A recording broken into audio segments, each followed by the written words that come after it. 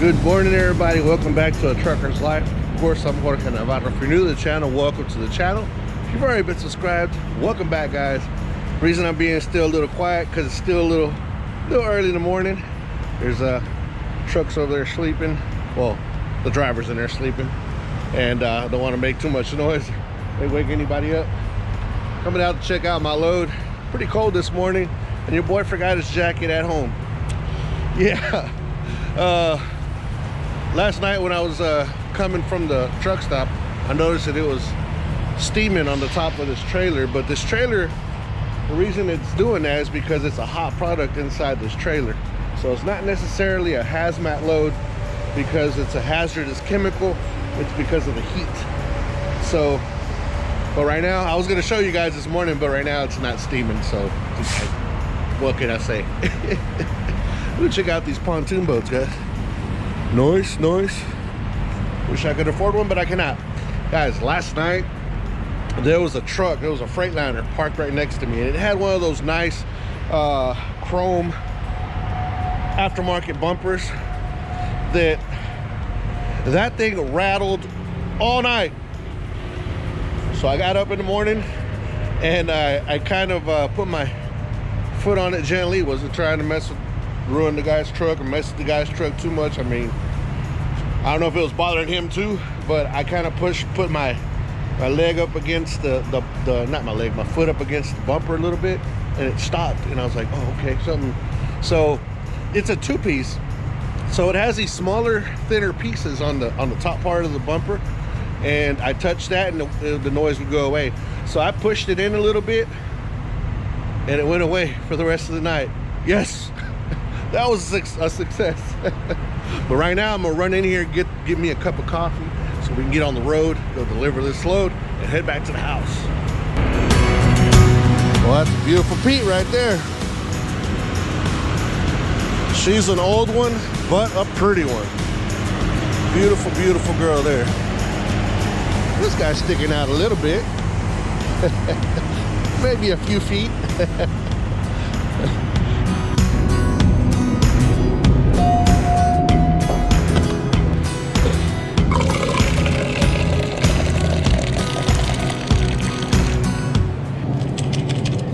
This is the only thing I put in mine.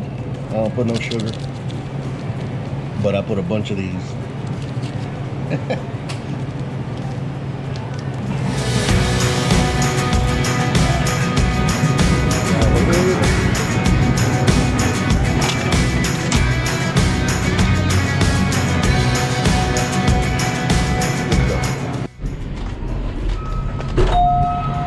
Great success. Ooh, check out the lineup, guys. There's a KW, Peterbilt, another KW. What do y'all think about that one right there next to the one with all the lights on? Beautiful truck. Man, last night when I was here, I didn't record any of it, but it was like a truck show. There was a bunch of trucks coming through here, all lit up, chicken lit up with the reefers, you know, the chrome reefers matching. It was a nice setup. We did it live last night. I deleted it because we were listening to music a little bit, and of course you can't have that. Tanker life.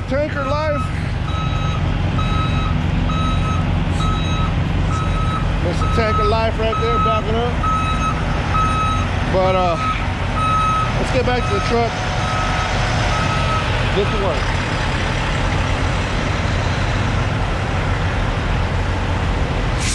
Another nice T660. Beautiful truck.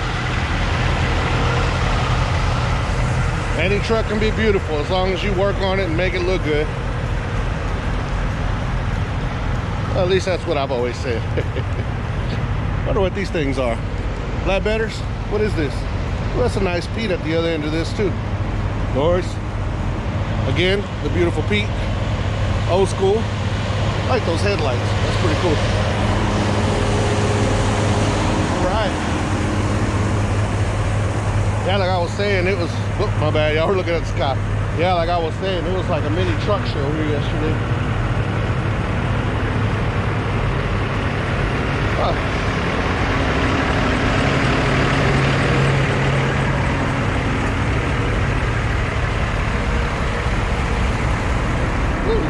my compadres across the way here. Okay. Check this out. Y'all see that truck? Get out the way, get out the way. See that truck right there? That's another one of our trucks. It's a Hennef. I've never seen that one before. So we better get going, because I can almost guarantee you that we're going to the same place. Yeah, it takes a while to offload there. We don't want to be behind him, for sure. Let's ride, Clyde, let her rip, tater chip.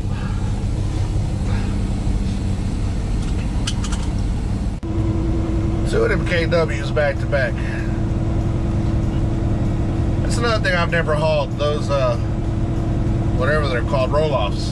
Roll-off Mike, go follow Roll-Off Mike over at Trucking in Wyoming. That's what he does. He does roll-offs. That's what that is. That's where I've seen the roll-off before.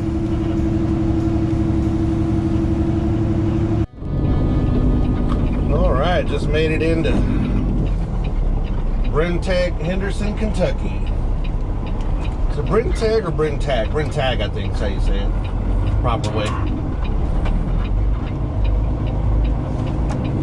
Shout out to all the Brentag drivers. The other day I was somewhere in Mississippi, and I went around at one of them, and he was one of you guys, one of the family members, and you know, he gave me the truckers, you know, and let me know that he subscribed to my channel. That was pretty cool.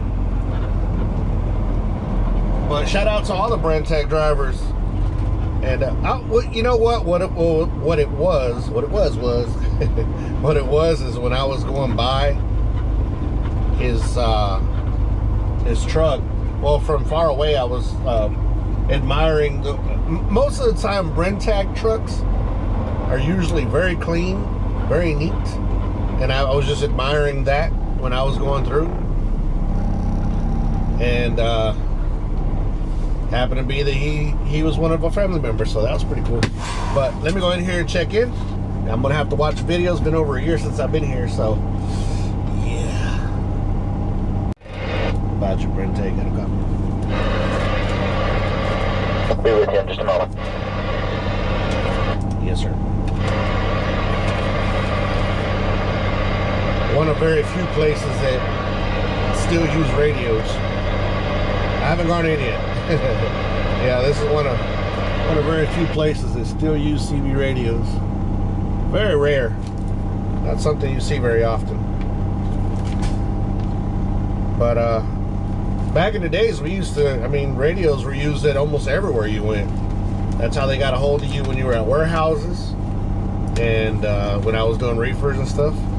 And it was a lot more useful. Now they don't even I don't even know why I put that up. Now they don't even want to, nobody ever wants to use a radio anymore, so that's why I kind of quit using radios. I mean, I made videos about that before already. So I can't never say the names of these chemicals, because they're got like 30 letters. And what's funny is that the scientific name is that, but whenever you show up, it's usually like some quick little 3-letter, you know, a word or something that they use more than anything. And they tell you, oh yeah, it's such and such. Yeah, that, whatever.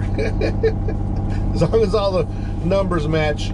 And they do the unloading here, so if they mess up where they put it in, that's on them. But yeah, I'm gonna finish checking in here. Put on my FRCs, which is my fire retardant clothes. For those of you guys that don't know what FRC is, it is a fire retardant style clothes. Oh, here comes the guard's coming this way. I guess he's not staying out there. Oh yeah, he might check my temperature, which is what they normally do. But he doesn't have a thermometer with him, so I don't know what he's gonna do. All right, guys, let me check in. Turn this camera off. All right, guys, don't normally like to toot my own horn. Toot toot. Yeah, that was lame. I've been to this place a couple of times before. It's been, like I said, over a year, and the place, it's very small, and especially with these long nose Pete's, it's hard to get them backed in here because you have to blindside it in. But that, my friends, is where that window right there, excuse my mess, is extremely useful. Yeah, because you can use it to look out of to see on your blind side. So what I've always liked about these Pete's that have those windows, not just the Pete's, but there's a bunch of trucks out there that have that window on the side. Utilize it. If you can, utilize it. Because I definitely do, especially in spots like this.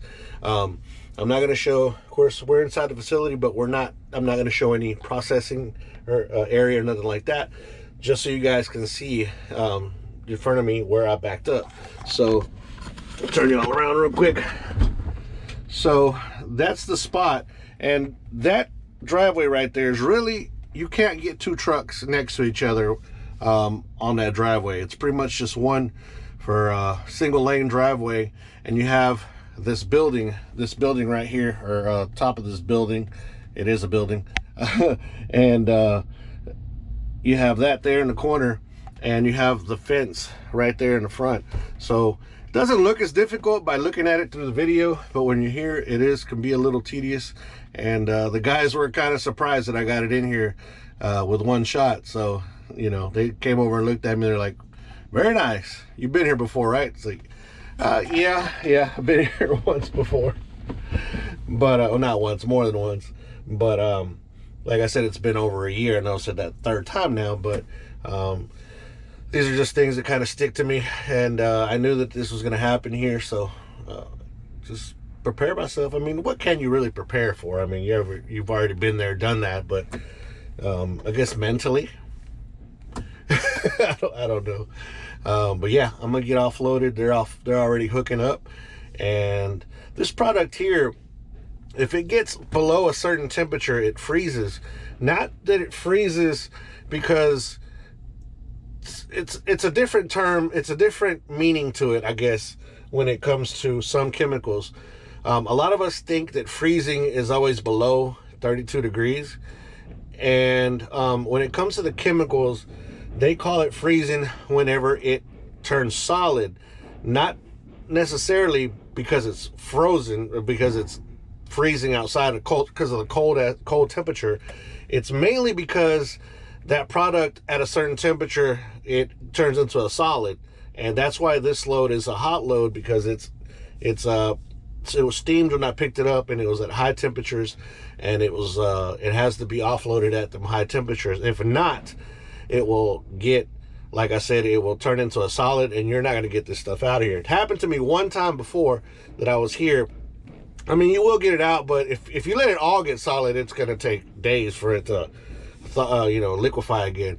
But it happened to me once before when I was unloading here. The valve, something happened with the valve, and it ended up freezing in there, and I was here all day.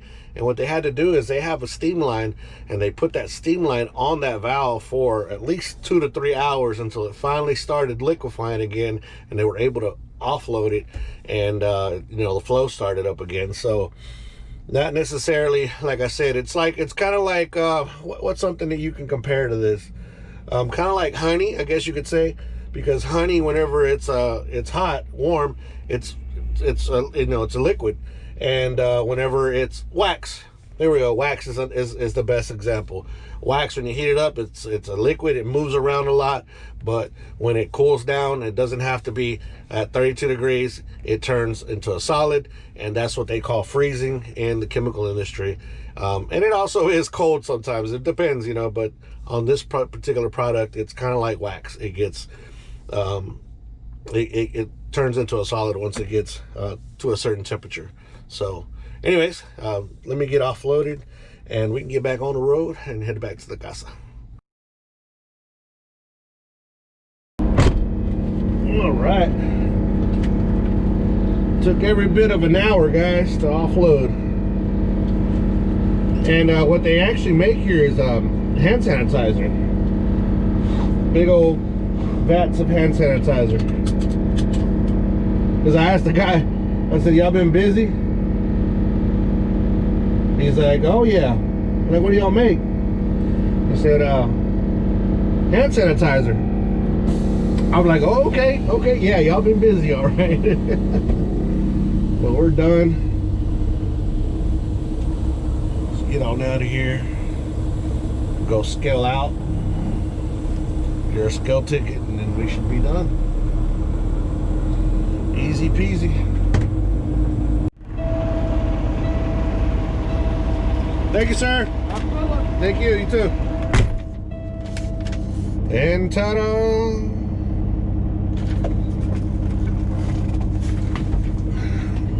We were actually a little heavy, guys. We were actually a little heavy on the way up here. I know this load is normally is a little heavy.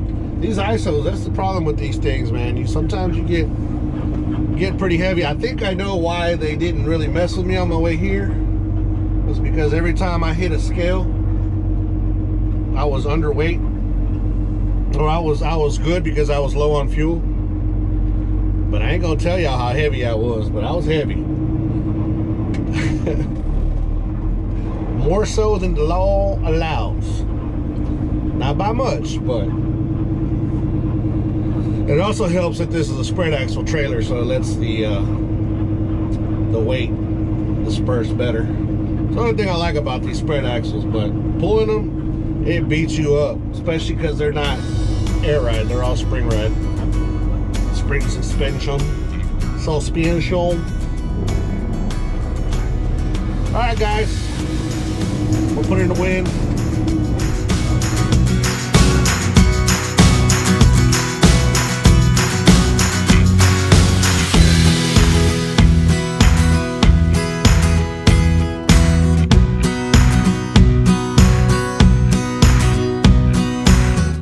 Well guys, and that was it for today.